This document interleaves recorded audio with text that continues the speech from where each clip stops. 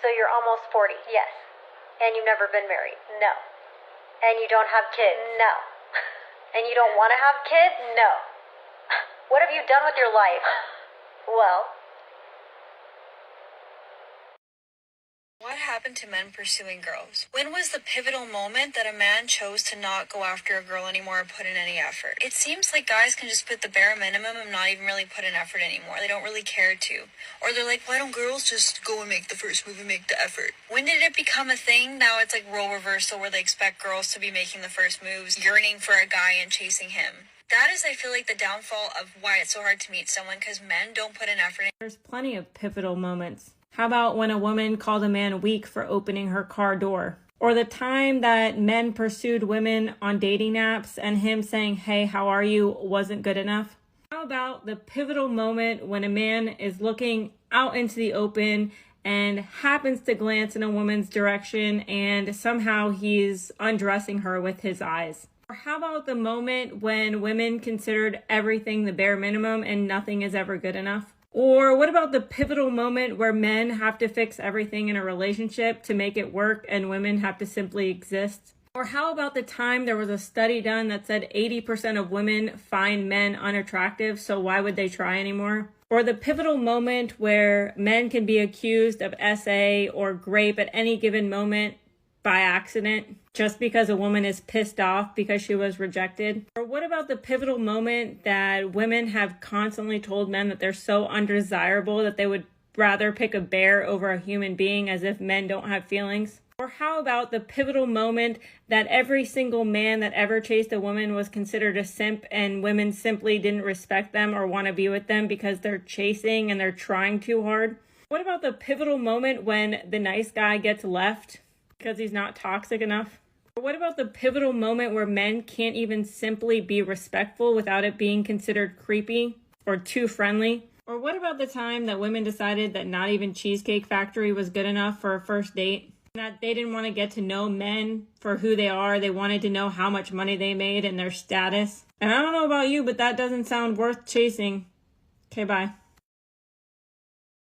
I got divorced because I realized it was better to be lonely alone than lonely with someone. And the truth is, I spent way too much time trying to figure out if it was right for me, and then whether or not I should have made the decision a little bit earlier because I was so afraid. I definitely turned a lot of red flags into what I call pink flags, meaning things that were troublesome, I just kind of brushed aside. And the worst part is I thought I could change somebody. You can't do that. It's not possible. If you're with somebody you think you can change, you can't. And when I finally did go through my divorce, it was very public and I felt a lot of shame. And when I look back on it now, I realize I should not have felt any shame at all. Today I realize, looking back, I put myself first. And what my father said was right in the end. It's better to be lonely alone than lonely with someone. This is why men don't pursue women anymore. Because so many men are on dating apps nowadays, it has given them this illusion of an unlimited choice in women. So when men go out to bars or restaurants, they are not pursuing women anymore because they know that when they go home, they will have the backup of the dating app. If only dating apps worked that way for men, they actually work like that for women. Because the reality is, men could swipe all day, swiping like on all of those women. And he is lucky to get 1 or 2 matches. Men stop pursuing women because us ladies told them to stop. We complained every single time a man has approached us. We have done things like give him our boyfriend's number, or yell at him, or overall show that we're bothered by him approaching. And a lot of men want to respect our boundaries, want us to feel comfortable. So for the majority of men, the potential of making us uncomfortable is not worth it to them, so they're not gonna even bother approaching us. Men also don't want to pursue us if we're not gonna make any effort in return. At that point, it's just a waste of time, and he could spend that time pursuing his hobbies or building his career. What is a time where you felt that you failed that you learned a valuable lesson from? That's such a hard question. Getting divorced was a big lesson. Okay. Yeah. How come? What happened? For a long time, you know, like in your 20s and 30s, like getting married was a big goal, and I got married. And then I realized that that's not everything. And what I learned through being married was that knowing who you are, knowing your values, and knowing your non-negotiables is so much more important than anything else. It could be more important than the person that you love. And that was a huge lesson for me. So do you think you didn't know yourself before getting married? I think I didn't really know how important my values were to me before I got married. What is true love like, in your opinion? When I find out, I'll let you know. Why did it not work, if you don't mind me asking? Because I wanted to work so much that I was willing to overlook aspects of him and myself that didn't align with my true values. And that's why it didn't work. What happened to men pursuing girls? Are we really asking this question? When was the pivotal moment that a man chose to not go after a girl anymore or put in any effort? I don't think there was a pivotal moment. However, there's been lots of little moments that have added up to a large awakening of a lot of men in regards to whether or not it's worth it to chase women. Seems like guys can just put the bare minimum and not even really put in effort anymore. They don't really care to. Well, what's considered to be the bare minimum seems to change on a daily basis, so how can anyone truly know what the bare minimum even is? They're like, why don't girls just go and make the first move and make the effort? That's an excellent question. Indeed. Why don't they? Did it become a thing? Now it's like role reversal where they expect girls to be making the first moves, yearning for a guy and chasing him. I imagine that happened somewhere around the same time that a lot of women were indicating to men that they want them to leave them alone. So, in a lot of cases, they got exactly what they asked for. That is, I feel like, the downfall of why it's so hard to meet someone, because men don't put in effort anymore and don't care to put in effort. But why should they? When the possible benefits of pursuing a woman are often far outweighed by the risks that they undertake in pursuing those same women. It's honestly just not worth it for a lot of men to pursue women, especially when so many women want to be seen as independent and left alone. Is it normal to get divorced at the age of 30? So it seems that a lot of ladies are getting divorced before they turn 30. And as someone who got married at 26, has been separated for a little over a year, 32, I have to tell you, I don't think there's anything better. If being in your 20s is the trenches, there is nothing better than being in your 30s, still being hot, maybe having a little bit of your own money, figuring out what you want to do with your life, everything, and having tried that married fantasy and realizing that it's maybe not all it's cracked up to be, and then you've got your whole life still ahead of you. And then her caption reads, "Personally, I find it chic to be divorced by the age of 30. And she's literally equating being in the trenches in your 20s to being married. And it's okay just to pile that on because your 20s are also so awful and marriage is not great. Just figure it all out, get it over with. And then move on to your 30s and everything will be great and you'll be single again because you've tried that." I think you're right. I think most men don't want a relationship. They want three things. They want a sex doll in the bedroom, someone who has just enough experience, but not so much experience that it hurts her little feelings and triggers her insecurity. And of course, men want a mommy, someone who's going to fold their laundry and clean the kitchen and make them, dinner and lunch because they're too fucking incompetent to make a fucking sandwich themselves. And of course, to wipe their asses for them because men like this do not wipe their own asses. And they want a trophy. They want someone they can dust off the shelf, show around when they want, and then put back on the shelf to stay quiet until the next time. Men don't want an equal partner. These men don't want a relationship because these men, as sad as it is to say, they don't actually like women. It's pathetic. And this is Bacon. Are you married? I am indeed, yes. I've been twice married. My first marriage was a real catastrophe. It lasted about a year and a half. And this one is very solid, over 20 years. What's the biggest lesson that you learned from your first marriage and the divorce? I think you really need to love yourself and like your own company, because otherwise you're always looking for that piece of the jigsaw puzzle to complete you when you should be complete to begin with. I find today people are getting together for the wrong reasons. We measure up people in terms of what they own, what they do for a living, how can they provide, how can they, make my life easier. They don't ask the hard questions. Do you want children? Where do you want to live? Where do you aspire to be? You have to talk about that before you commit to see if it's really what you both want, because when you fall in love, you don't think things through very clearly, and there's a lot of, infatuation involved, and there might be a physical attraction, but that's not what keeps people together. When the attraction is gone, what's left? What's left? Where have all the good men gone? Do you want to know where they went? They have retreated to their homes. Do you want to know why? Because the good men are the ones that have put in so much effort and had women trash them for putting in the effort. They've had women take advantage of them because they want to be a gentleman, they want to open the doors, they want to pay for your dinner, and you just expect that that is supposed to happen. The idea that you should have multiple men pandering after you just to see which one is the best is atrocious. And this is coming from someone who very clearly wants traditional values in a man and in a relationship. But I am not going to be ignorant to the idea that I'm going to have to contribute something to that relationship too. I'm going to have to put in the effort as well. I'm going to have to be able to communicate and have conversation and be really comfortable with who I am, but at the same time understand that if I want a man to be comfortable with himself, I am going to have to allow him the ability to feel comfortable when he is in my presence. None of this, oh, well, you have to do this and you need to do that, and if you don't handle this, then I'm out. Do I have expectations? Of course I have expectations. My expectations are rooted in having morals and values and being a gentleman and understanding what that means. That means that I am not taking advantage of them just so that I can get a date. I had an older lady tell me, she's, I think, just past 40, and her husband, I think, is like in his late 30s, like so maybe like 41 and 39. They've been married for a while. I was talking with her about some problems we were having in our marriage, and she said, Joyce, what it sounds like to me is that your issue is that you are married to a real man, and a real man is not going to be ruled by a woman. And that hit me like a ton of bricks, and it immediately came to my mind when I was reading this excerpt. When she says, don't go down the path of expressing criticism, disapproval, and an ultimate lack of acceptance for your husband because it may cause rebellion, she's telling the truth. A real man is not going to allow himself to be a pushover to the woman he has chosen. If you are interested in a man who is considered a nice guy, be careful. Here's why. There is a major difference in a nice guy versus a good guy.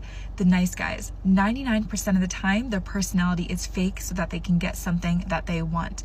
You will notice common characteristics in them: saying yes all the time, being super easygoing, never setting boundaries or speaking their mind. Even if they are not trying to get something out of you, what will happen is resentment will build up in them and they will hate you and be angry at you for them not being able to speak their mind and say what they need. A good guy, this is the type of guy that you want to go for.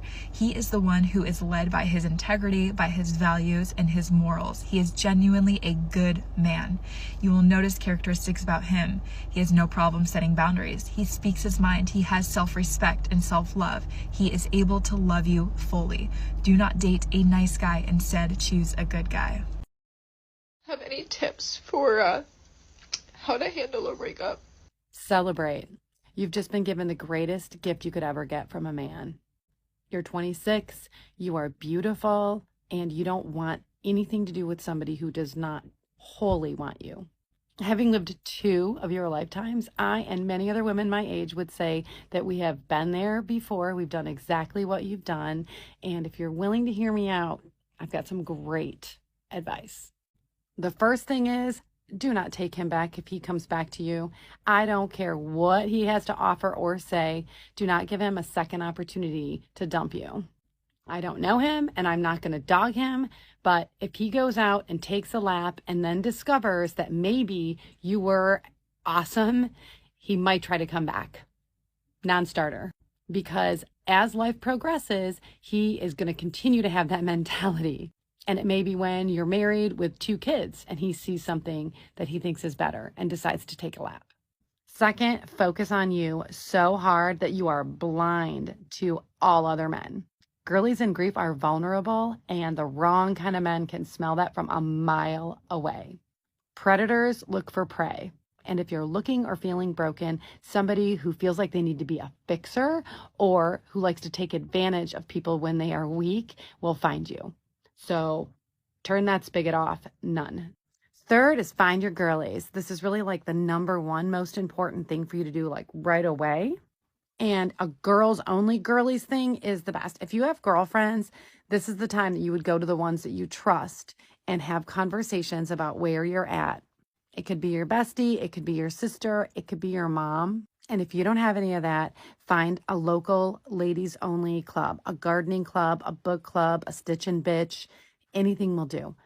I mean, it should be something that you enjoy doing, right? And if what you were doing was spending time with your man and doing the things that he's liked to do, sit and reflect for a moment on whether or not you were doing what you wanted to do. And if it wasn't that, figure some things out. Like, what do you really like? What's your favorite stuff? But keep it to a girls only thing. Because again, you might go and want to say things that you're going to feel like you can't in front of men. And those other women there will speak more freely to you. Next is your career. Are you still in college? Did you choose to go like a regular job path? Do you work from home? Like, what is it that you're doing for your career? And if you're in job mode right now and you haven't switched to career mode, look at what it is that you might want to track for career. Keep working until you figure that out. But now is the time to like really laser focus on figuring that out without being influenced by some guy who, is looking for resources. If he was the same age as you, there's a really good chance that he just left the nest and really misses the things that his mom used to do for him. And you probably were filling that role, or maybe you stopped filling that role and that's why he bailed. But it doesn't matter. It doesn't matter why he said he wanted to break up. Somebody once said to me, if I'm fired, just say you're fired. I don't want a reason, because does it matter? They could give you 10 reasons and it doesn't matter. And there's a chance that it could be a lie anyway, so spare yourself. Remember that in time, the painful things about somebody fade away and only the good stuff remains. You only remember the good. You don't remember the bad, like that he dumped you. And you need to know that the good times were good because of you, not necessarily because of him. You were experiencing joy within yourself. You were feeling fulfilled. You were having a great moment. You were generating those feelings inside of yourself within a certain environment. Nobody can make you feel a certain way. Only you can make yourself feel that way, which means you can make yourself feel that way again, even right now if you wanted to. I know it doesn't seem like it. From a scientific perspective, it's good to remember that men's prefrontal cortexes do not even finish developing until they're in their mid to late 20s. So technically, he wasn't there yet. I mean, I guess if he was your same age. And everyone knows this, but as your mom, I have to say that fresh air, plenty of water, and good sleep are imperative for you to move forward in any kind of like healthy emotional way. Ruminating and doom scrolling are going to keep you up all night long. Somatic stretching, yoga, Pilates, meditation, a float tank, awesome. A sauna if you like heat. Anything that helps alter your physiology a little bit will keep your lymph moving and your digestive system moving, your mind clear. It's like a hormone, cortisol, etc. dump. And that's what the plenty of water is so important for. Journaling is so fantastic. Do it with a pen and paper, like write it out. And my favorite tip that I ever learned about journaling is to end it with some really strong, positive things. The thing that I like most about myself. What did I accomplish today? Even if it was just taking a shower, pat yourself on the back for that. Some days are just really hard. Make a playlist of your favorite upbeat songs and dance. By yourself, in your living room, in front of a mirror if you want, even better. I wish I would have done this in my 20s, but in my 40s, I stood in front of my full-length mirror without anything on and looked at myself for a really, really, really long time. And after I cried, I started loving my body. I started loving myself in a whole new way. No one will ever affect me with regard to my body ever again. If you're not a calendar type person, at least put a few things in your phone calendar with reminders. It could be outings with your girlies. That would be awesome. But even if it's too hard, like if you're too depressed to do that, even just put in there like brushing your teeth, washing your face. Take a big breath in as fast as you can and try to blow it out through your mouth as slowly as you possibly can. My Tai Chi teacher taught me to breathe in and then breathe out 5 times longer than I breathed in. So I use my heartbeat to count. 3 heartbeats to breathe it in and 9 heartbeats to breathe it out. Sometimes I make it to 12 or 15. All the way out, like to where your diaphragm starts to push up. It does stuff to you, your body physiologically. Very good stuff. And I won't keep you any longer. You can DM me if you feel like you need to. But the last thing you need to know is that there are millions of women just like you that have been through this that will tell you that you're going to be okay. You're going to be better than okay. That this is not a bad thing that has happened. It's actually a really good thing for you. You're not alone, and we're here for you. We're here for all of it. And that wraps up today's episode of Manosphere Daily. If you enjoyed the content, give it a like. Be sure to subscribe and hit the notification bell so you're notified as soon as a new video is out. Share your thoughts in the comments below. See you all tomorrow.